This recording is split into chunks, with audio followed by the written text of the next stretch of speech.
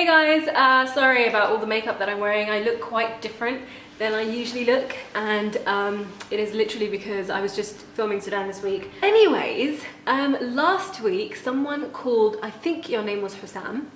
I'm gonna double check.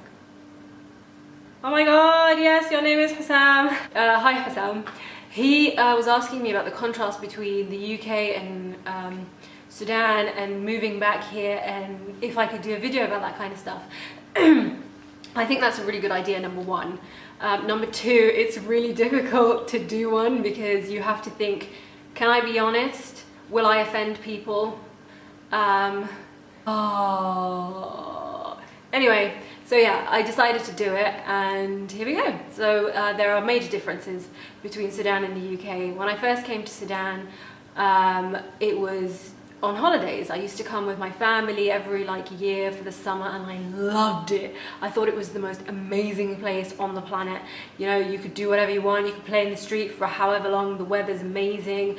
Even though I hated the insects and the bugs, I'm not really I don't get scared very easily. Geckos don't really scare me, spiders. I just hate mosquitoes because they bite you. But I'm not really like oh my god, there's a bomb. I don't care.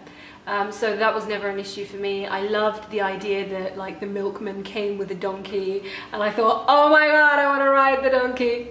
I also really loved the fact that I belonged. I always felt like I belonged in Sudan, and this was my country, and I loved my grandma because my mum couldn't touch me or yell at me when my grandma was there.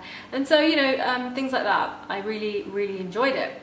When we moved back a couple of years ago, it definitely was different. I think when you live in a country, it's very different to when you vacate. So when I was on holiday, it was all like, oh my god, it's great. And then by the end of the holiday, you're crying like, I don't want to leave Sudan, blah, blah, blah. But when I moved back here, there were so many privileges that I had in the UK that I just didn't have anymore. Like, for example, going to the shop and buying a hair conditioner. You buy it once and then you come back when it's finished and it's not there anymore, and you're like, when are you going to restock? And they're like, soon. And you're like, how soon? They're like, soon. 6 months later, no one knows anything. The concept of time I found really offensive. So people would be like, oh, let's meet at 1, and then at 1 o'clock they're literally just starting to get changed and you're already at the place. I found that really offensive because in the UK that is you're doing that to be rude. There's no other explanation for it. There were things that I did which were very rude. Like, for example, if I had a Twix or a chocolate bar or a pack of crisps, whatever, and I would just start eating them, and there would be people around me, and that's really rude in Sudan. And to drink in front of people and not give them, it's exceptionally rude. In the UK, it's fine. You can go help yourself, go to the fridge, it's not a big deal. So there were definitely things that I did that were really offensive, and there were things that other people did that were very offensive to me. And it was especially hard for me because I am Sudanese. So people didn't forgive me as much as they would a Khawaja, if that makes sense. Even though we are technically the same because we were technically raised in the UK.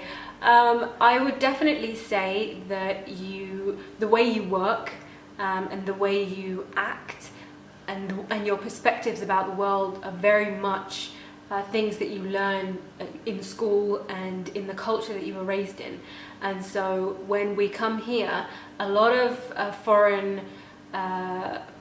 expat kids, or what should we call us? A lot of Sudanese from abroad, especially the ones from Western countries, seem to think that our way is better. No, we show up on time and we do this and we do that, and our way is better because the country we were raised in is a lot more evolved and is a lot more progressive. But what I've really found is there are so many things that you can learn from Sudan. There are so many things that Sudan needs to change, don't get me wrong, so many. I'm not even gonna go there. But there are so many things that I learned from Sudan, and it's just this very easygoing attitude towards life. You don't have to be so stressed all the time. You don't have to save your money all the time. You can just enjoy yourself. And you can enjoy yourself doing nothing. You can just lay around with other people chilling and say nothing, and It's fine. Yeah, so anyways, yeah, so I tried really hard not to talk too much because I know these videos can get very long. But basically, yeah, that's kind of how it is. You learn, and then my philosophy has always been, don't leave until you have benefited from the place you're at. So as miserable as you are somewhere, so a lot of people, I hear them say, I want to leave Sudan, I hate it, blah blah blah, and you know, I've done that. I think so many people have said that. But until you benefit from Sudan, until you benefit from wherever you are, don't leave it, because everything has something good to offer you. In absolutely everything, there is evil and there's good and bad. And you have to go through the bad in order for you to be able to see the good. It's just human nature. It's the way we are. We don't appreciate things until they go wrong. So just bear with it, keep your head up, and you know, explore the world, travel. I absolutely adore traveling and seeing the world. And definitely I will be vlogging about that, so don't worry, you guys can come with me. Yeah! Anyways, if you guys would like a longer, more in-depth video where we actually go through points, I'm happy to do that. I just because you know, this is like a really long model, like a really long topic. So yeah, do let me know in the comment section if you would like a real comparison, but this one's just general. Thank you guys for watching, and I'll see you next week.